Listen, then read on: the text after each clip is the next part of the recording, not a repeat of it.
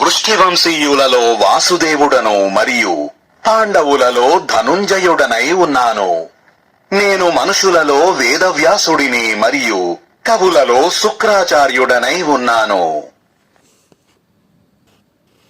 నేను అణచివేతదారులకు శిక్షను మరియు విజయము కోరుకునే వారికి నీతినై ఉన్నాను. గోప్యమైన భావాలలో నేను మౌనమును మరియు జ్ఞానవంతుల యొక్క తత్వజ్ఞానము కూడా నేనే అయి ఉన్నాను.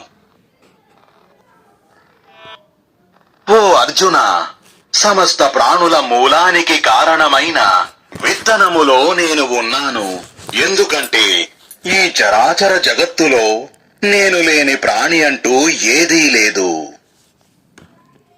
ఓ పరంతప, నా దివ్య విభూతులకు అంతమనేది లేదు. నేను నా విభూతుల పరిధిని క్లుప్త